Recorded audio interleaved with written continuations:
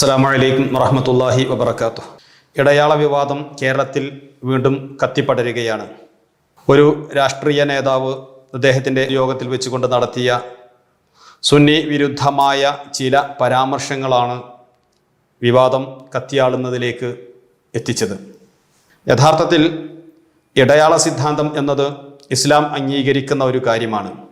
ഞാൻ ഇന്ന് നിങ്ങളുടെ മുമ്പിൽ ഇത്തരമൊരു സുന്ന ടോക്സുമായി വരുമ്പോൾ എൻ്റെ കയ്യിലിരിക്കുന്നത് നേർപഥം വാരികയാണ്. 2024 ജൂലൈ 27 അഥവാ ഇന്ന് കൈപ്പറ്റിയ നേർപഥം വാരിക.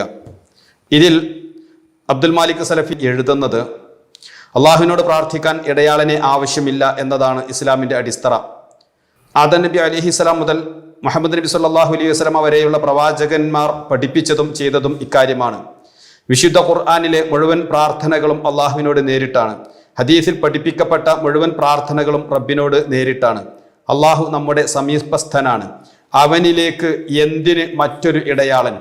അള്ളാഹു പറയുന്നു, വഇദാ സഅലക ഇബാദി അന്നി ഫഇന്നി ഖരീബ് ഉജീബു ദഅവത ദാഇ ഇദാ ദഅൻ ഫല്യസ്തജീബു ലി വൽയുമിനു ബി ലഅല്ലഹും യർഷുദൂൻ.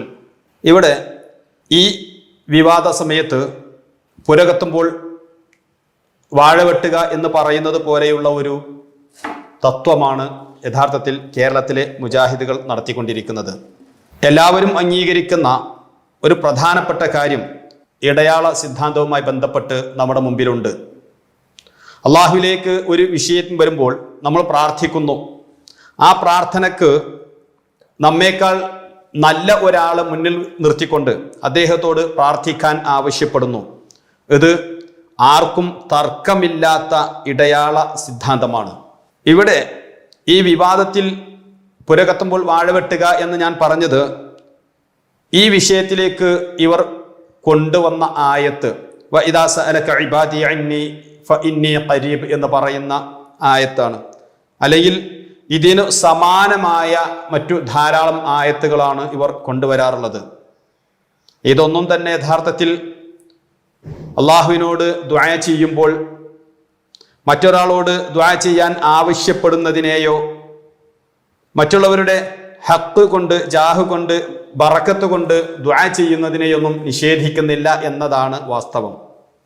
ഏതായിരുന്നാലും ഈ അവസരത്തിൽ എന്താണ് യഥാർത്ഥത്തിൽ ഇസ്ലാം പഠിപ്പിക്കുന്ന തവസ്സുൽ എന്നത് കൃത്യമായി നമ്മൾ മനസ്സിലാക്കണം എന്ന ലക്ഷ്യത്തിലാണ് ഇത്തരമൊരു ചർച്ച സംഘടിപ്പിച്ചിരിക്കുന്നത്.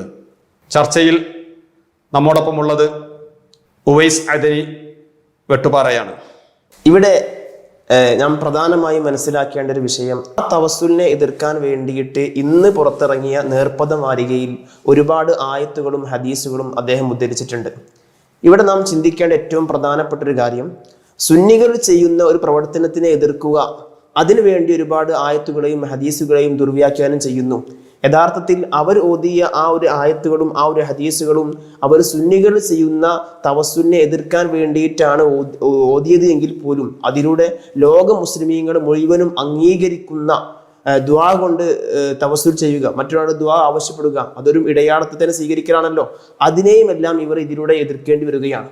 അപ്പൊ യഥാർത്ഥത്തിൽ ഇവർക്ക് എന്താണ് ഇസ്ലാം പഠിപ്പിക്കുന്ന ആശയം എന്ന് പറഞ്ഞ് ജനങ്ങൾക്ക് മനസ്സിലാക്കി കൊടുക്കുക, അതിലുപരി സുന്നികൾ ചെയ്യുന്ന കർമ്മങ്ങളെ എതിർക്കുക എന്നത് മാത്രമാണ് ഇവിടെ ലക്ഷ്യം. അതല്ലാതെ എന്താണ് ഈ വിഷയത്തിൽ ഇസ്ലാമിന്റെ നിലപാട് എന്ന് പഠിപ്പിക്കലല്ല. കാരണം ലോക മുസ്ലിമീങ്ങൾ മുഴുവനും അംഗീകരിക്കുന്ന തവസ്സുലിനെയും ഇവരുടെ ഈ വിശദീകരണത്തിലൂടെ തള്ളപ്പെടേണ്ടിയിരിക്കുന്നു. ഇവിടെയാണ് നാം യഥാർത്ഥത്തിൽ തവസ്സുൽ എന്ന് പറയുന്ന ആശയം, അല്ലാഹു സുബ്ഹാനഹു തആല ഇലാഹാണ്. ആ ഇലാഹിനോട് നാം ദുആ ചെയ്യാറുണ്ട്. ഇവിടെ ഹബീബായ റസൂലുള്ളാഹി സ്വല്ലല്ലാഹു അലൈഹി വസല്ലം നമുക്ക് പഠിപ്പിച്ചു തന്ന ഒരുപാട് അള്ളാഹുവിന്റെ ദുആഇന് ഇജാബത്ത് വളരെ പെട്ടെന്ന് ലഭിക്കാൻ വേണ്ടി ഒരുപാട് രൂപങ്ങൾ പഠിപ്പിച്ചു തന്നിട്ടുണ്ട്. അതിൽപ്പെട്ട ഒരു വിഷയമാണ് ഒരു പ്രത്യേകമായ ആവശ്യങ്ങൾ വന്നാൽ, പ്രയാസങ്ങൾ വന്നാൽ ദുആ ആവശ്യപ്പെടുക എന്നുള്ളത്. അള്ളാഹുവിൻ്റെയും നമ്മുടെയും ഇടയിലെ ഒരു ഇടയാളനെ നിശ്ചയിക്കലാണത്. അതേപോലെ തന്നെ വല്ല സൽക്കർമ്മങ്ങൾ ചെയ്തുകൊണ്ട് ആ സൽക്കർമ്മങ്ങൾ മുൻനിർത്തിക്കൊണ്ട് അള്ളാഹുവിനോട് ദുആ ചെയ്യുക, അതും ഒരു ഇടയാളത്തിനെ സ്വീകരിക്കലാണ്. അതേപോലെ തന്നെയാണ് അസ്മാഉൽ ഹുസ്ന നമ്മൾ ചൊല്ലിക്കൊണ്ട്, വിശുദ്ധ ഖുർആൻ വ്യക്തമായി പറഞ്ഞ വിഷയമാണ്. അസ്മാഉൽ ഹുസ്നയെ അള്ളാഹുവിന്റെ ഇസ്മുകളെ തവസ്സുലാക്കിക്കൊണ്ട് അള്ളാഹുവിനോട് ദുആ ചെയ്യുക. അപ്പൊ അള്ളാഹുവിനോട് നേരിട്ട് ദുആ ചെയ്യുമ്പോഴും ചില കർമ്മങ്ങളെയോ അല്ലെങ്കിൽ മറ്റു ചില വ്യക്തികളെയോ തവസ്സുലാക്കിക്കൊണ്ട് ദുആ ചെയ്യുക എന്നുള്ള കാര്യം ഇസ്ലാം കൃത്യമായി പഠിപ്പിച്ച ഒരു ആശയമാണ്. അതിൽപ്പെട്ട ഒരു ആശയമാണ് മഹാത്മാക്കളായ അമ്പിയാക്കളെയും ഔലിയാക്കളെയും തവസ്സുലാക്കിക്കൊണ്ട് അവരുടെ ജാഹ് കൊണ്ടും ഹക്ക് കൊണ്ടും തവസ്സുലാക്കിക്കൊണ്ട് അള്ളാഹുവിനോട് ദുആ ചെയ്യുക എന്ന കാര്യം.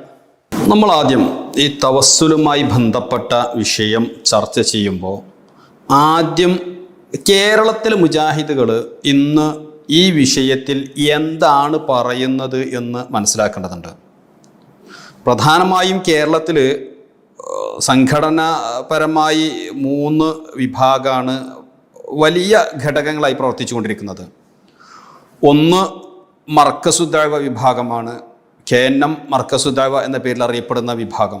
രണ്ടാമത്തേത് CD ടവർ ആസ്ഥാനമായി പ്രവർത്തിക്കുന്ന KNM ആണ്. മൂന്നാമത്തേത് വിസ്ഡം വിഭാഗമാണ്. ഈ വിഷയത്തിൽ KNM മർക്കസുദ്ദഅവ വിഭാഗവും CD ടവർ ആസ്ഥാനമായി പ്രവർത്തിക്കുന്ന KNM-ഉം മുജാഹിദുകളുടെ പഴയ വാദം തന്നെയാണ് മുന്നോട്ട് വെക്കുന്നത്. അഥവാ മഹാന്മാരെ കൊണ്ട് അവരുടെ ഹക്ക് ജാഹ് ബറക്കത്ത് കൊണ്ടുള്ള തവസ്സുല് ഷിർക്കാണ് എന്നുള്ളത്. ഈ ഇടയാള വിവാദം വന്നതിന് ശേഷം തന്നെ KNM മർക്കസുദ്ദഅവ വിഭാഗത്തിൽപ്പെട്ട ഒരു പ്രഭാഷകൻ ഇത്തരം തവസ്സുലിനെ കുറിച്ച് ഷിർക്കാണെന്ന് വ്യക്തമായി പറയുന്ന ഒരു ഭാഗം നമുക്കൊന്ന് കേൾക്കാം. എന്താ അയാൾ പറഞ്ഞത്? ഏതൊക്കെ ആൾക്കാരങ്ങോട്ട് എടുത്ത് ഒറ്റ ശ്വാസത്തിലാണ് അണ്ട് പറയുക. എന്നിട്ട് ഞാൻ എൻ്റെ മുബരക്ക് ജാഹ് ബർക്കത്ത് കൊണ്ട് വേറെ ബാക്കി കാര്യം പറയാൻ പോവുക. ഇത് ഇസ്ലാമല്ല, അത് ഷിർക്കാണ്. ഏറ്റവും കൃത്യമായ ഷിർക്കിലേക്ക് ജനങ്ങളെ എത്തിക്കുന്നതാ.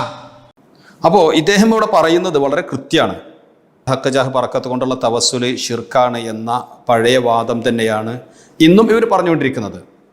അനസ് മൗലവിയെ നമുക്കറിയാം, KNM CD ടവറുമായി ബന്ധപ്പെട്ടുകൊണ്ട് പ്രവർത്തിക്കുന്ന വലിയ നേതാവാണ്, പ്രഭാഷകനാണ്. 2013 ഈ KNM-ഉം വിസ്ഡം വിഭാഗവും തമ്മിലുണ്ടാകുന്ന ഫൈറ്റിങ്ങിൻ്റെ ഭാഗമായിട്ട് അന്ന് ലബ്ബാദാരിമി ഇവരുടെ കൂടെയാണ്, വിസ്ഡം വിഭാഗത്തിൻ്റെ കൂടെയാണ്. ഈ ലബ്ബാദാരിയുമായിട്ട് ഇവർ ചെറിയൊരു സംവാദത്തിന് വേണ്ടി ഇരിക്കുകയുണ്ടായി. അന്ന് വിഷയം മറ്റു ചിലതായിരുന്നെങ്കിലും ഈ ചർച്ചയിലേക്ക് ഈ തവസ്സുലും കടന്നു വരുന്നുണ്ട്. അപ്പോൾ ഈ ചർച്ചയുടെ ഭാഗമായിട്ട് തവസ്സുലുമായി ബന്ധപ്പെട്ട വിഷയം വന്നപ്പോൾ കൃത്യമായി അനസ് മൗലവി പറയുന്നുണ്ട് തവസ്സുൽ ഷിർക്കാണ് എന്നുള്ളത്. ഈ ഒരു ക്ലിപ്പ് കൂടി നമുക്കൊന്ന് ആ വിഷയത്തിൽ കേൾക്കേണ്ടതുണ്ട്. ഞങ്ങൾ വളരെ കൃത്യമായി പറയുന്നു, വ്യക്തമായി പറയുന്നു. അതായത് ഒരു കബറിൽ കിടക്കുന്ന ആള്, അയാൾ മഹാനാണെന്ന് വിശ്വസിച്ചുകൊണ്ട് ആ കബറിന്റെ അടുക്കൽ പോയി നിന്ന് ആ കബറിനൊരു ബഹുമാനം കൽപ്പിച്ചുകൊണ്ട്, അല്ലെങ്കിൽ കബറിൽ കിടക്കുന്ന ആള് ബഹുമാനമുള്ളവനാണെന്ന് വിശ്വസിച്ചുകൊണ്ട് ഞാനിങ്ങനെ അള്ളാഹുവിലേക്ക് ഇയാൾ വഴി മുന്നിടുന്നു എന്ന് പറയുന്നത് ഷിർക്കാണ്. അത് കൃത്യമായി തന്നെ ഞങ്ങൾ എഴുതിത്തരാം, കൃത്യമായി തന്നെ ഞങ്ങൾ സമർത്ഥിച്ചും തരാം. അപ്പോൾ അനസ് മൗലവിയും ഇവിടെ കൃത്യമായി തന്നെ പറയുന്നത് മഹാന്മാരെ കൊണ്ടുള്ള തവസ്സുല് ഷിർക്കാണ് എന്നുള്ളതാണ്. ഇത് തന്നെയാണ് കേരളത്തിലെ മുജാഹിദുകൾ പണ്ടൊക്കെ വാദിച്ചിരുന്നത്. കേരള മുജാഹിദുകളുടെ പഴയ വാദം ഇത് തന്നെയാണ്. അതേസമയം വിസ്ഡം വിഭാഗം ഈ വിഷയത്തിൽ പുതിയ നിലപാടാണ് സ്വീകരിച്ചിരിക്കുന്നത്. പഴയ ഒരുപാട് വാദങ്ങൾ മാറ്റിയ കൂട്ടത്തിൽ ഈ തവസ്സുലുമായി ബന്ധപ്പെട്ട വിഷയവും വരുന്നുണ്ട്. അപ്പം എന്താണ് ഇന്ന് തവസ്സുലുമായി ബന്ധപ്പെട്ടുകൊണ്ട് ഇവർ പറയുന്നത് എന്ന് നമുക്കൊന്ന് ശ്രദ്ധിക്കേണ്ടതുണ്ട്. ഇവരുടെ കൂട്ടത്തിലെ ഒരു വലിയ അറിയപ്പെടുന്ന പണ്ഡിതനാണ് യാസിർ ബിൻ ഹംസ മദീനി. അദ്ദേഹത്തിൻ്റെ ചെറിയൊരു ക്ലിപ്പ് നമുക്കൊന്ന് കേൾക്കാം. വിഷയത്തിൽ നമുക്ക് എന്താണ് ഇന്ന് അവർ പറയുന്നത് എന്ന് മനസ്സിലാക്കാൻ വേണ്ടിയിട്ട്. മരിച്ചുപോയ മഹത്തുക്കളുടെ ഹക്ക് ജാഹ് ബറക്കത്ത് കൊണ്ട് അള്ളാഹുവിനോട് പ്രാർത്ഥിക്കുക എന്ന അർത്ഥമാണോ? അതാണ് ഇവിടെ നാം ചർച്ച ചെയ്യുന്ന തവസ്സുല്. അത് ബിദ്അത്താണ്, അതൊരിക്കലും സലഫികൾ ഷിർക്കാണെന്ന് പറഞ്ഞിട്ടില്ല. അപ്പോൾ ഇവിടെ പ്രധാനമായിട്ട് അയാൾ പറയുന്നത് മഹാന്മാരുടെ ഹക്ക് ജാഹ് ബറക്കത്ത് കൊണ്ടുള്ള തവസ്സുല് ബിദ്അത്താണ്. അതാണ് ഇപ്പം ഇന്ന് അവർ വാദിച്ചുകൊണ്ടിരിക്കുന്നത്. മാത്രമല്ല കൂട്ടത്തിൽ അദ്ദേഹം ഒരു കാര്യം കൂടി പറയുന്നത് അത് ഷിർക്കാണെന്ന് ഒരിക്കലും കേരളത്തിലെ സലഫികൾ പറഞ്ഞിട്ടില്ല എന്നുള്ളതാണ് അദ്ദേഹത്തിൻ്റെ വാദം. ഇതേ ആശയം ഫൈസൽ മൗലവി മുമ്പൊരിക്കൽ പ്രസംഗിക്കുന്നുണ്ട്. അതും കൂടെ നമുക്കൊന്ന് കേൾക്കാം. അതുകൊണ്ട് തന്നെ തവസ്സുലാണ്, തവസ്സുൽ ബിദ്അത്താണ് നമ്മൾ പറഞ്ഞിട്ടുള്ളൂ, ഷിർക്കാന്ന് പറഞ്ഞിട്ടില്ല. അതുകൊണ്ട് തന്നെ ആ ചോദ്യം തന്നെ അവിടെ അപ്രസക്തമാണ്. അപ്പോൾ ഇവിടെ ഫൈസൽ മൗലവി പറയുന്നത് എന്തെന്നെയാണ്? തവസ്സുൽ ഷിർക്കാണ് എന്ന് പറഞ്ഞിട്ടില്ല, ബിദ്അത്താണെന്നാണ് അവർ പറഞ്ഞിട്ടുള്ളത്. ഇത് യഥാർത്ഥത്തിൽ പച്ചപ്പൊള്ളാണ്. അതെ, മുജാഹിദിന്റെ ഏത് വാദം നാം ചർച്ച ചെയ്യുമ്പോഴും ഇപ്പോൾ എന്ത് പറഞ്ഞു എന്ന് ചർച്ച വളരെ പ്രസക്തമാണ്, വളരെ പ്രസക്തമാണ്. ഇന്നലെ ഒന്നായിരിക്കും, മിനിയാന്ന് മറ്റൊന്നായിരിക്കും, ഇനി നാളെ പറയാൻ പോകുന്നത് ഇതൊന്നും അല്ലാത്ത പുതിയ തൈക്കാരം. അതെ അതെ, ഇത് അവരുടെ ഒരു ജനിതകമായ സ്വഭാവമാണ്. ഒരിക്കൽ പറഞ്ഞ് മാറ്റി പറയാം, തിരുത്തി പറയാം, വീണ്ടും മാറ്റി പറയാം, വീണ്ടും തിരുത്തി പറയാം. ഇത് അവർ സ്ഥിരമായി ചെയ്തുകൊണ്ടിരിക്കുന്ന കാര്യമാണ്.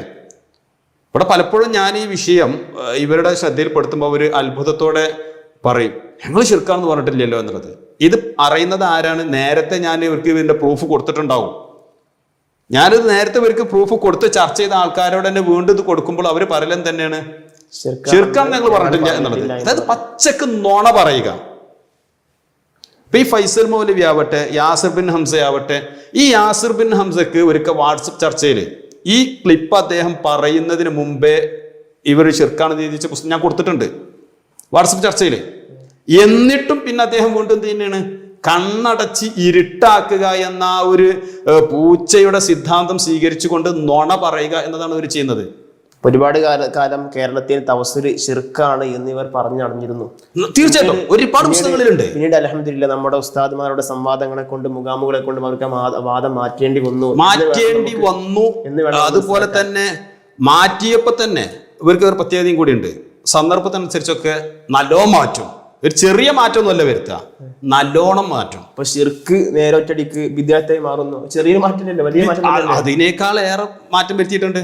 കറാഹത്ത് എന്ന് മാത്രം അവർ എഴുതി വെച്ചിട്ടുണ്ട്.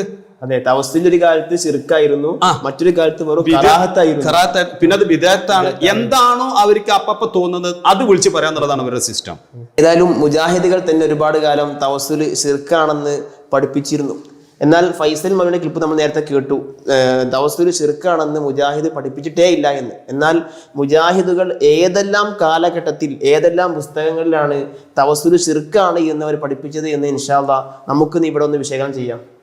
അൽമനാർ 2006 മെയ് മാസം അതിൻ്റെ 47-ാമത്തെ പേജിൽ അവർ എഴുതിയേക്കുന്നുണ്ട്, ഒട്ടേറെ ന്യായീകരണങ്ങൾ തവസ്സുൽ വാദക്കാർ ഉന്നയിക്കാറുണ്ടെങ്കിലും അതൊന്നും സ്വീകാര്യയോഗ്യമല്ല. ആയതിനാൽ മുഹീദ്ദീൻ ഷെയ്ഖെ രക്ഷിക്കണേ, ബദരീങ്ങളെ രക്ഷിക്കണേ എന്നിങ്ങനെയുള്ള തേട്ടവും ഇത് ഇസ്തിഹാസയാണ്.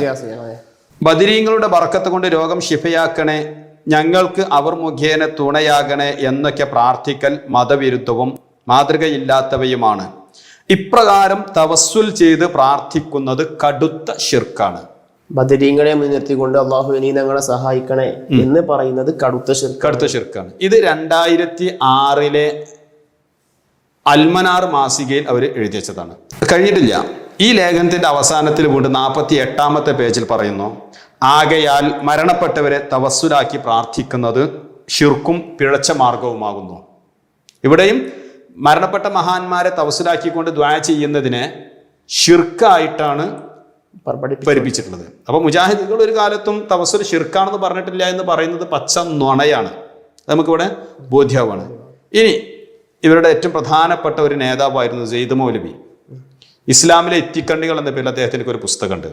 ആ പുസ്തകത്തിലും ഈ തവസ്സുൽ ഷിർക്കാണ് എന്ന് തന്നെയാണ് അദ്ദേഹം എഴുതി വെച്ചിട്ടുള്ളത്.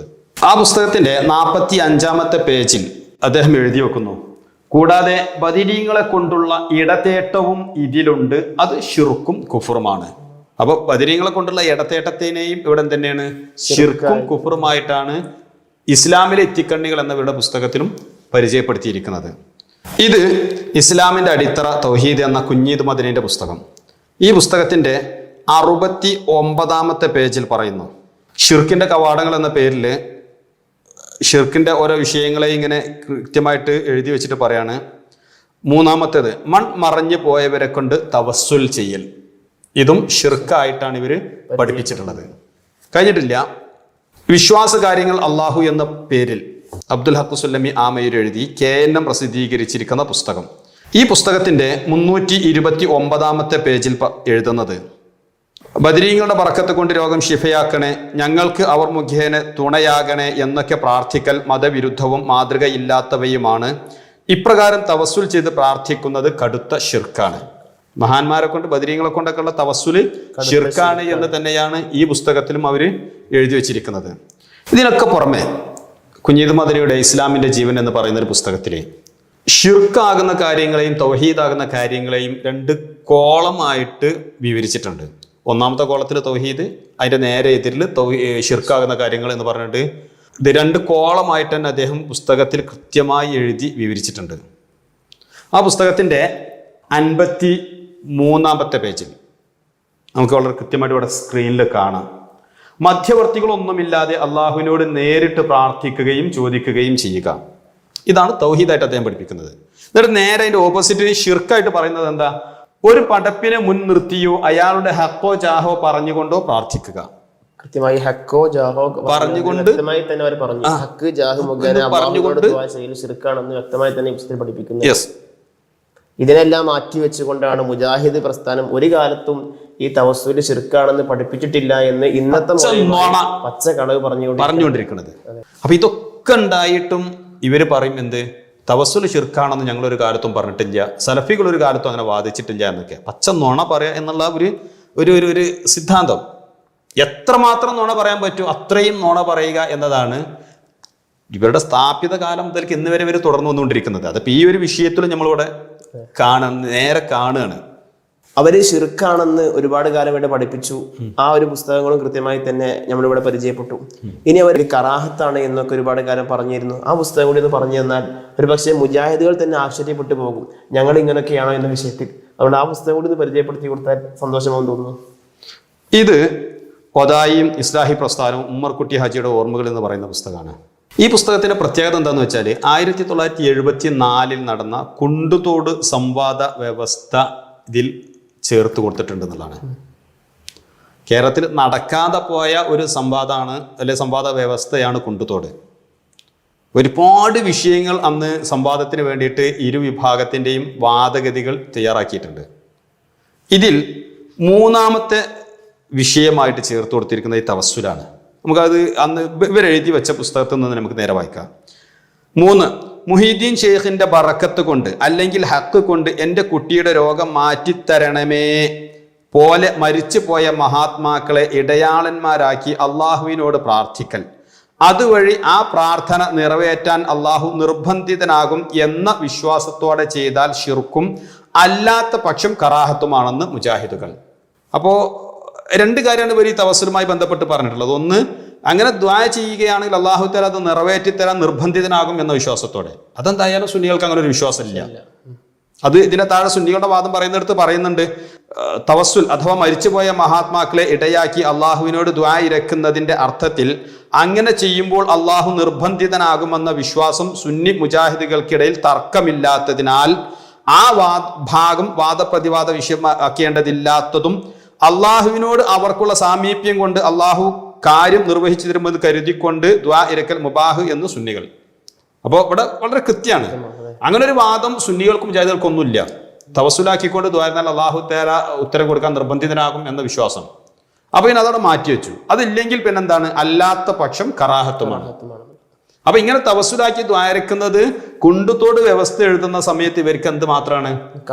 കറാഹത്ത് മാത്രമാണ്. വലിയൊരു അത്ഭുതം തന്നെയാണ് ഈ വിഷയം. ഒരു കാലത്ത് ശിർക്കായത് പിന്നീട് കറാഹത്താകുന്നു. ഈ കറാഹത്താണെന്ന് പറഞ്ഞാൽ നമ്മൾ വല്ലാതെ ആശ്ചര്യപ്പെടേണ്ട കാര്യമൊന്നുമില്ല. കാരണം ഈ കറാഹത്താണ് ഇത് സംവാദത്തിന് വേണ്ടിയിട്ടാണ്. സംവാദത്തിന് ഷിർക്കാണെന്നുള്ള വാദം അല്ലെങ്കിൽ ബിദ്അത്താണെന്നുള്ള വാദമായിട്ട് വന്നാൽ എന്തായാലും പിടിച്ചിക്കാൻ കഴിയില്ല എന്നുള്ളത് ഓൽക്കറിയാം. അപ്പൊ അവരെന്ത് ചെയ്യാണ്? തരാതരം പോലെ വാദം മാറ്റിക്കൊണ്ട് സംവാദത്തിലേക്ക് വരിക. അത്രയേ ഉള്ളൂ. ഈ സംവാദത്തിന് ഇത് മാത്രമല്ല, എവിടെ സംവാദത്തിന് വരുന്ന സമയത്തും അവരവരുടെ സ്ഥാപിത വാദത്തെ മാറ്റി നിർത്തിക്കൊണ്ടാണ് സംവാദത്തിന് പൊതുവെ മുജാഹിദുകൾ വരാറുള്ളത്. ലാസ്റ്റ് നമ്മൾ തലപ്പാറയിൽ ചാറുണ്ടാക്കുന്നതുമായി ബന്ധപ്പെട്ട വിഷയത്തിൽ നമ്മൾ കണ്ടത് അത് തന്നെയാണ്.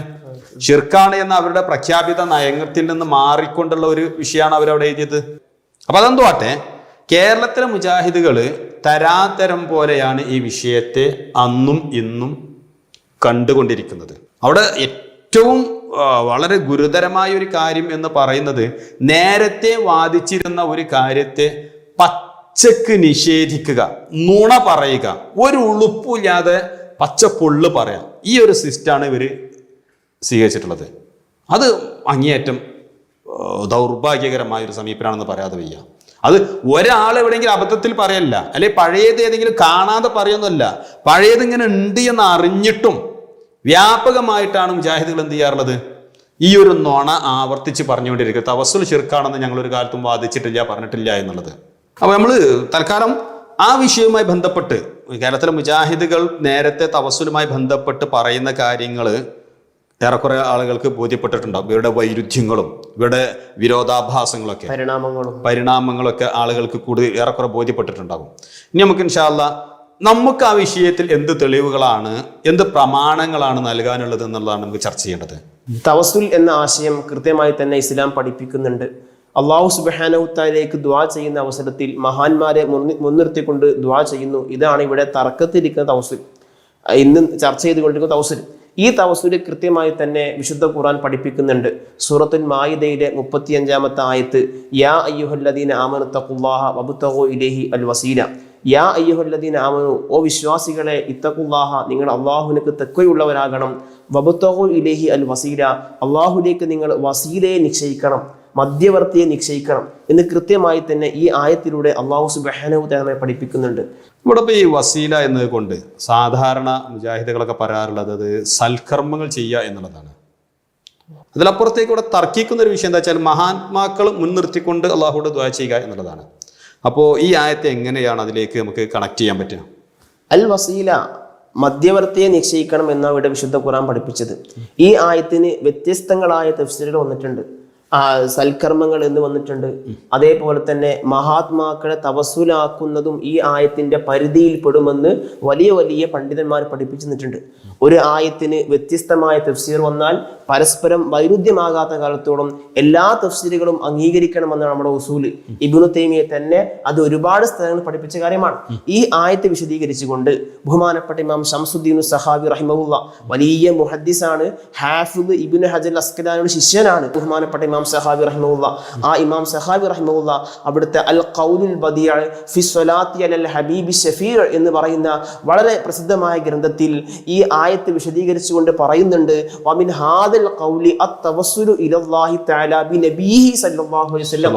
ഈ വബ്തഗൂ ഇലൈഹി വസീല എന്നതിന്റെ പരിധിയിൽപ്പെട്ടതാണ് അത്തവസ്സുലു ഇലല്ലാഹി തആല ബിനബിഹി, ഹബീബായ റസൂലുള്ളാഹി സല്ലല്ലാഹു അലൈഹി വസല്ലമ തങ്ങളെ കൊണ്ട് അല്ലാഹുവിനോട് ദുആ ചെയ്യുക എന്നുള്ളത് ഈ ആയത്തിന്റെ പരിധിയിൽ പെടുമെന്ന് ബഹുമാനപ്പെട്ട ഇമാം ശംസുദ്ദീൻ സഹാബി റഹിമഹുല്ലാ കൃത്യമായി തന്നെ പഠിപ്പിക്കുന്നുണ്ട്. ഇമാം ശംസുദ്ദീൻ സഹാബി റഹിമഹുല്ലയെ ഒരു മുജാഹിദിനിക്കും തള്ളാൻ സാധിക്കില്ല. കാരണം ഇസ്തിലാഉൽ ഹദീസിലെ ഹദീസ് നിദാന ശാസ്ത്രത്തിലെ ആധികാരിക പണ്ഡിതനാണ് ബഹുമാനപ്പെട്ട ഇമാം സഹാബി റഹിമഹുല്ലാ. ഇമാം സഹാബിയുടെ ഫത്ഹുൽ മുഗീസ് എന്ന് പറയുന്ന ഇസ്തിലാഉൽ ഹദീസിന്റെ ഗ്രന്ഥം മാറ്റി വെച്ചുകൊണ്ട് ഒരൊറ്റ ഗ്രന്ഥവും പിൽക്കാലത്ത് രചിക്കപ്പെട്ടില്ല. അത്രത്തോളം ആധികാരികവും അവലംബിക്കപ്പെടുന്ന ഒരു പണ്ഡിതനാണ് ബഹുമാനപ്പെട്ട ഇമാം സഹാബി റഹിമഹുല്ലാ. ആ ഇമാം സഹാബിയാണ് ഈ ആയത്തിന്റെ പരിധിയിൽ നമ്മൾ സുന്നികൾ ചെയ്തുകൊണ്ടിരിക്കുന്ന ഈ തവസ്സുൽ പെടുമെന്ന് പഠിപ്പിക്കുന്നത്. ഇവിടെ ഇമാം സഹാബി റഹിമഹുല്ലാ പറഞ്ഞത് ഒരിക്കലും തള്ളാൻ സാധിക്കില്ല.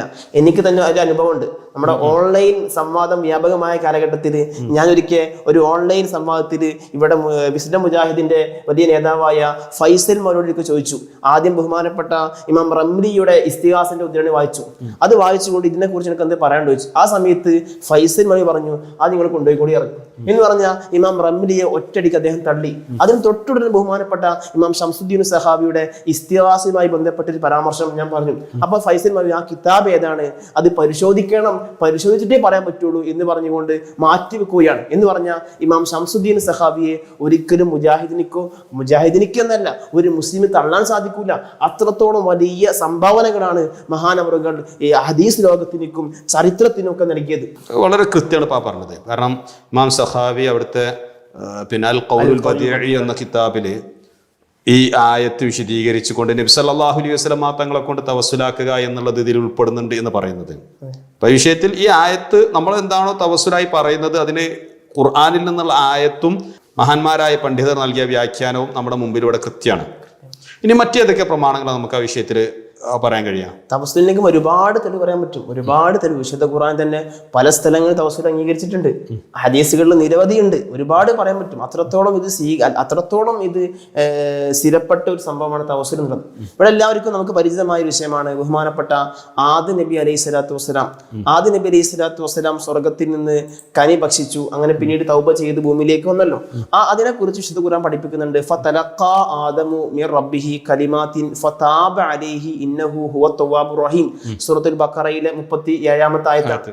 ഈ ആയത്ത് വിശദീകരിച്ചുകൊണ്ട് മുഫസ്സിരീങ്ങൾ പറയുന്നുണ്ട്, ഫതലഖാ ആദമു, ആദം നബി അലൈഹി സ്വലാത്തു വസ്സലാം കണ്ടെത്തിയിരിക്കുന്നു മിർ റബ്ബിഹി കലിമാത്തിൻ, റബ്ബിന്റെ ഭാഗത്ത് നിന്ന് ചില കലിമത്തുകളെ. അങ്ങനെ ഫതാബ അലൈഹി, ആ കലിമത്തുകൾ മുൻനിർത്തിക്കൊണ്ട് ആദം നബി തൗബ ചെയ്തു. ഈ ഒരു ആയത്ത് വിശദീകരിച്ചുകൊണ്ട് മുഫസ്സിരീങ്ങൾ കൃത്യമായി തന്നെ പഠിപ്പിക്കുന്നുണ്ട് എന്താണ് ആദം നബി അലൈഹി സ്വലാത്തു വസ്സലാം സ്വർഗത്തിൽ നിന്ന് എത്തിച്ച ആ കലിമത്ത് ഏതാണെന്ന് പഠിപ്പിക്കുന്നുണ്ട്. ഒരുപാട് അഭിപ്രായങ്ങൾ വന്നിട്ടുണ്ട്. ബഹുമാനപ്പെട്ട ഇബ്നു അബ്ബാസ് തങ്ങൾ പറയുന്നുണ്ട്, റബ്ബന ളലംന അൻഫുസന വഇല്ലം തഗ്ഫിർ ലനാ വതർഹംന ലനകൂന മിനൽ ഖാസിരിൻ എന്ന് പറയുന്ന ആ ഒരു ദിക്ർ, ആ സംഭവമാണ് കണ്ടെത്തിയത്. അത് ഉപയോഗിച്ചുകൊണ്ട് ദുആ ചെയ്തു. അതേപോലെ തന്നെ മറ്റൊരു വായത്തിൽ കാണാൻ പറ്റുന്നുണ്ട്, ആദം നബി അലൈഹി സ്വലാത്തു വസ്സലാം അല്ലാഹു സുബ്ഹാനഹു തആലയോട് ഹബീബായ റസൂലുള്ളാഹിയുടെ പേര് വെച്ചുകൊണ്ട് തവസ്സുലാക്കി എന്ന് ഒരുപാട് മുഫസ്സിറുകൾ രേഖപ്പെടുത്തുന്നത്. ഇവിടെ ഞാൻ നേരത്തെ പറഞ്ഞ ഖായിദ ബാധകമാണ്. ഒരു ആയത്തിനിക്ക് വ്യത്യസ്തങ്ങളായ തഫ്സീർ വന്നാൽ എല്ലാം സ്വീകരിക്കണം. ഇവിടെ സുന്നികളെല്ലാം സ്വീകരിക്കുന്നു, മുജാഹിദുകൾ അവർക്ക് വേണ്ടത് സ്വീകരിച്ച് ബാക്കിയുള്ള തള്ളുന്നു. ഇവിടെ കൃത്യമായി തന്നെ ബഹുമാനപ്പെട്ട ഇമാം ഖുർത്തുബി റഹിമഹുല്ലാഹ് അവിടുത്തെ അൽ ജാമിഉ ലി അഹ്കാമിൽ ഖുർആൻ 1324-ാമത്തെ പേജിൽ, അതേപോലെ തന്നെ ബഹുമാനപ്പെട്ട ഇമാം സുയൂത്തി റഹിമഹുല്ലാഹ് അവിടുത്തെ അദ്ദുറുൽ മൻസൂറിൽ, ബഹുമാനപ്പെട്ട ഇമാം സമർഖന്ദി റഹിമഹുല്ലാഹ് ഹിജറ 373 വഫാത്തായ പണ്ഡിതനാണ്, മഹാനവർകളുടെ ബഹറുൽ ഉലൂം എന്ന തഫ്സീറിലും, ബഹുമാനപ്പെട്ട ഇമാം ഖാദി ഇയാദ് റഹിമഹുല്ലാഹ് അശ്ശിഫയിലും ഈ ആയത്ത് വിശദീകരിച്ചുകൊണ്ട് റസൂലുള്ളാഹിയെ കൊണ്ടാണ് ആദം നബിയെ തവസ്സുലാക്കിയതെന്ന് വ്യക്തമാക്കിയിട്ടുണ്ട്. അതേപോലെ തന്നെ ഇമാം ഇബ്നു അബ്ദിസ്സലാം അൻ-നാസി റഹിമഹുല്ലാഹ് മൂജിബു ദാരിസലാം, അങ്ങനെ തുടങ്ങിയ ഒരു 10-20ഓളം തഫ്സീറുകൾ വിശദീകരിക്കുന്നുണ്ട്. ആദം നബി അലൈഹി സ്വലാത്തു വസ്സലാം തൗബ ചെയ്യാൻ ഉപയോഗിച്ച കലിമത്തിൽപ്പെട്ട ഒരു കലിമത്ത് ഹബീബായ റസൂലുള്ളാഹിയുടെ നാമമായിരുന്നു എന്ന് പറഞ്ഞ ഹബീബായ റസൂലുള്ളാഹിയെ തവസ്സുലാക്കിക്കൊണ്ടാണ് ആദം നബി അലൈഹി സ്വലാം ദുആ ചെയ്തത്. ഈ ഒരു ആശയം കൃത്യമായ തഫ്സീറുകൾ ഇങ്ങനെ വന്നിട്ടുണ്ട്. അപ്പൊ അവർ ചോദിക്കാറുണ്ട്, ഹദീസുകൾ ഇങ്ങനെ വന്നിട്ടുണ്ടോ ചോദിക്കാറുണ്ട്. ഉണ്ട്, കൃത്യമായി തന്നെ ഒരുപാട് ഹദീസുകൾ വന്നിട്ടുണ്ട്. ബഹുമാനപ്പെട്ട ഇമാം ഇബ്നുൽ ജൗസി റഹിമഹുല്ലാഹ് ഇതിന്റെ കൃത്യമായ പരമ്പര ബഹുമാനപ്പെട്ട ഇമാം ഇബ്നുൽ ജൗസി റഹിമഹുല്ലാഹ് ഉദ്ധരിക്കുന്നുണ്ട്.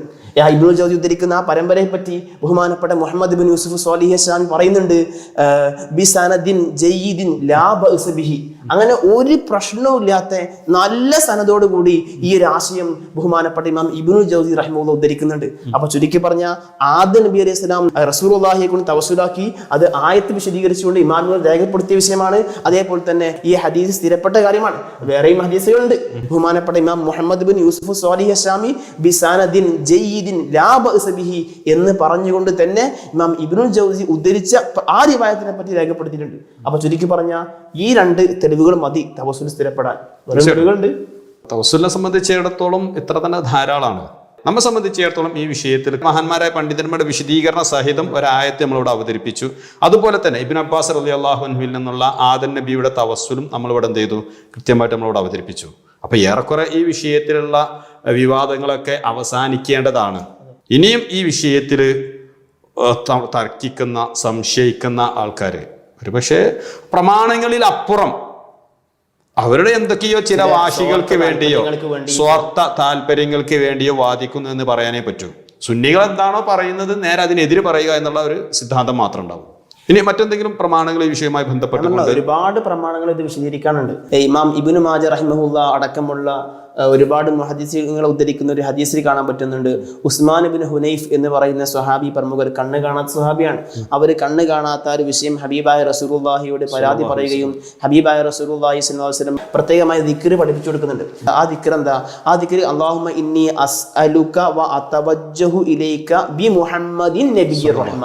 അല്ലാഹുമ്മ ഇന്നി അസ്അലുക, അല്ലാഹുവേ ഞാൻ നിന്നോട് ചോദിക്കുന്നു, വ അതവജ്ജഹു ഇലൈക, ഞാൻ നിന്നിലേക്ക് മുന്നിടുന്നു, ബി മുഹമ്മദിൻ നബിയ്യിർ റഹ്മ, ഹബീബായ റസൂലുള്ളാഹിയെ കൊണ്ട് ഞാൻ നിന്നിലേക്ക് മുന്നിടുന്നു. കൃത്യമായ തവസ്സുലാണ് ഹബീബായ റസൂലുള്ളാഹ് പഠിപ്പിച്ചു കൊടുക്കുന്നത്. ഈ ഒരു ആശയം ഇമാം നവവി അടക്കമുള്ള ഒരുപാട് പണ്ഡിതന്മാർ ഇത് ദിക്റായി തന്നെ പഠിപ്പിക്കുന്നുണ്ട്. ഈ ഹദീസ് സ്വഹീഹാണ്. ഒരുപാട് ഇമാമുകൾ സ്വഹീഹാക്കിയിട്ടുണ്ട്.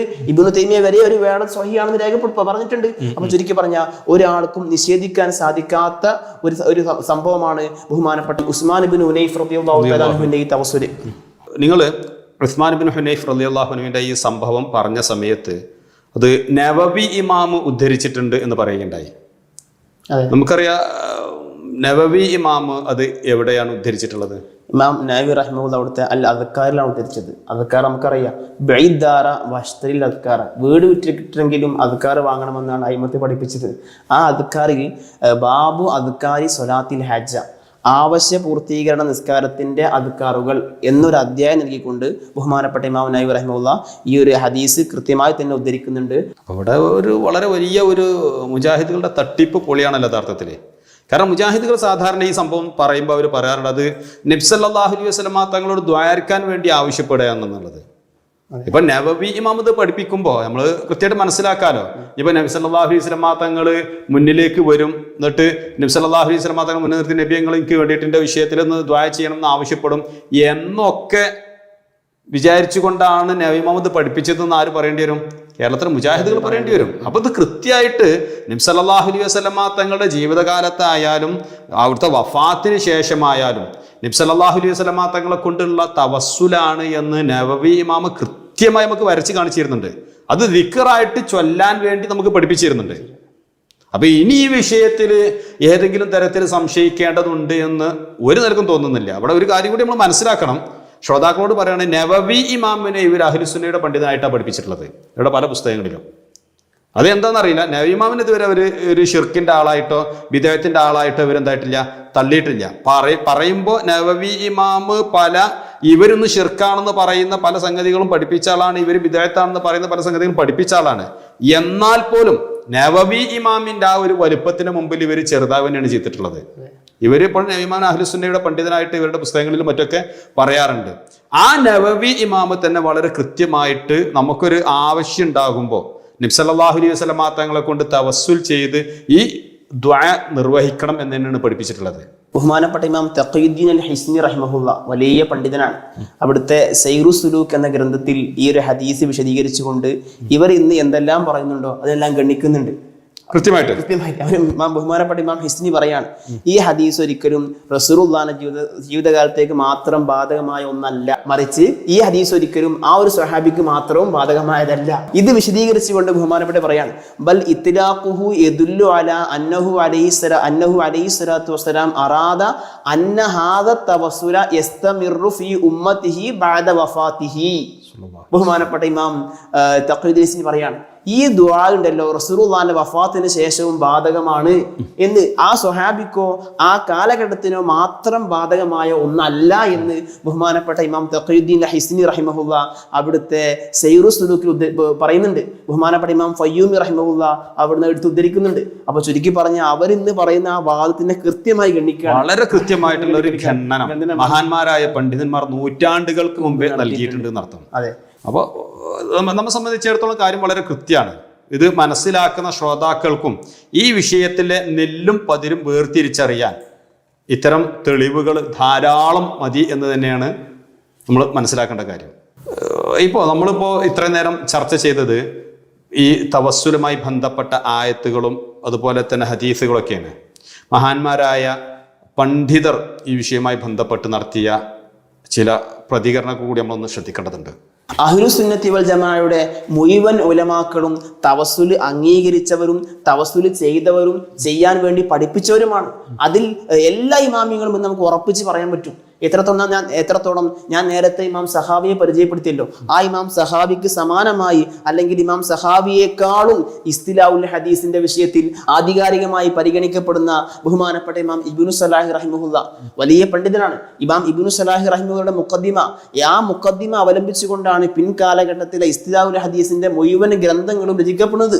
ആ ഇബ്നു സലാഹി റഹിമഹുല്ല അവിടുത്തെ ഫത്താവയിൽ ഹബീബായ റസൂലുള്ളാഹി സ്വല്ലല്ലാഹു അലൈഹി വസല്ലമ തങ്ങളുടെ മുഅ്ജിസത്തുകൾ പറ്റി പരിചയപ്പെടുന്നുണ്ട്. ആ മുഅ്ജിസത്തുകൾ എത്ര എണ്ണം മുഅ്ജിസത്തുണ്ട് എന്ന് പറയാണ്. അതിനുശേഷം മഹാൻ പറയാണ്, ഹബീബായ റസൂലുള്ളാഹിയുടെ മുഅ്ജിസത്ത് ഒരിക്കലും എണ്ണി തിട്ടപ്പെടുത്താൻ സാധിക്കുന്നില്ല. ഹബീബായ റസൂലുള്ളാഹിന്റെ വഫാത്തിന് ശേഷവും മുഅ്ജിസത്തുകൾ ഉണ്ടായിക്കൊണ്ടേയിരിക്കുന്നുണ്ട്.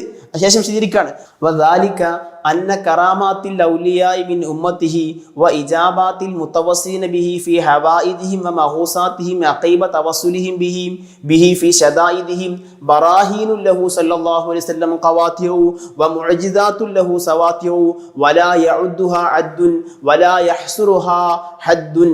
ബഹുമാനപ്പെട്ട ഇമാം ഇബ്നു സലാഹി റഹിമഹുല്ലാഹ് പറയാണ്, ഈ ഹബീബായ റസൂലുള്ളാഹിയെ കൊണ്ട് ജനങ്ങൾ ആ പ്രയാസഘട്ടങ്ങളിലും പ്രതിസന്ധി ഘട്ടങ്ങളിലും തവസ്സുലാക്കുമ്പോൾ ആ തവസ്സുലാക്കുമ്പോൾ ലഭിക്കുന്ന ഇജാബത്തുകൾ, ആ ഇജാബത്ത് ഹബീബായ റസൂലുള്ളാഹിയുടെ മുജിസാത്തിൽപ്പെട്ട കാര്യമാണ് എന്ന് ബഹുമാനപ്പെട്ട ഇമാം ഇബ്നു സലാഹ് റഹിമഹുല്ലാഹ് പഠിപ്പിക്കുകയാണ്. അപ്പോൾ റസൂലുള്ളാഹിന്റെ വഫാത്തിന് ശേഷവും ജനങ്ങൾ റസൂലുള്ളാഹിയെ കൊണ്ട് തവസ്സുൽ നടത്തുകയും ആ തവസ്സുലിന് ഉത്തരം ലഭിക്കുകയും ചെയ്യുന്നത് അത് ഹബീബായ റസൂലുള്ളാഹിന്റെ മുജിസത്തിൽപ്പെട്ട കാര്യമായിട്ടാണ് ബഹുമാനപ്പെട്ട ഇമാം ഇബ്നു സലാഹ് റഹിമഹുല്ലാഹ് പഠിപ്പിക്കുന്നത്. പ്രിയപ്പെട്ട സുഹൃത്തുക്കളെ, ഈ ചർച്ചയുടെ അവസാനിപ്പിക്കുകയാണ്. അവസാനമായി പറഞ്ഞ മഹാനായ ഇമാം ഇബ്നു സലാഹ് റഹിമഹുല്ലാഹ് എത്ര കൃത്യമായി, എത്ര മനോഹരമായിട്ടാണ് ഈ വിഷയം അവതരിപ്പിച്ചതെന്ന് നിങ്ങളൊന്ന് ശ്രദ്ധിക്കുക. നബി സല്ലല്ലാഹു അലൈഹി വസല്ലമ തങ്ങളെ കൊണ്ട് പ്രയാസ പ്രതിസന്ധി ഘട്ടങ്ങളിൽ തവസ്സുലാക്കിക്കൊണ്ട് ദുആ ചെയ്യുമ്പോൾ ആ ദുആക്ക് ഉത്തരം കിട്ടുമെന്നും വളരെ വ്യക്തമായി തന്നെയാണ് ഇവിടെ പഠിപ്പിക്കുന്നത്. ഇങ്ങനെ ലഭിക്കുന്ന കാര്യങ്ങളൊക്കെയും നബി സല്ലല്ലാഹു അലൈഹി വസല്ലമ തങ്ങളുടെ മുഅ്ജിസത്തുകളിലാണ് പെടുന്നത് എന്നുകൂടി മഹാനവറുകൾ പറഞ്ഞു വെക്കുന്നു. ചുരുക്കത്തിൽ മഹാന്മാരെ കൊണ്ട് തവസ്സുലാക്കുക എന്നത് ഇസ്ലാം പഠിപ്പിക്കുന്ന കാര്യമാണ്. ഇടയാള സിദ്ധാന്തം എന്നത് ഇസ്ലാം എതിർക്കുന്നതല്ല. കേരളത്തിലെ മുജാഹിദുകൾ ഒരു കാലത്ത് പറഞ്ഞിരുന്നത് പോലെ ഷിർക്കല്ല, മറ്റൊരു കാലത്ത് പറഞ്ഞതുപോലെ കറാഹത്തുമല്ല, പിന്നൊരു കാലത്ത് പറയുന്ന ബിദ്അത്തുമല്ല.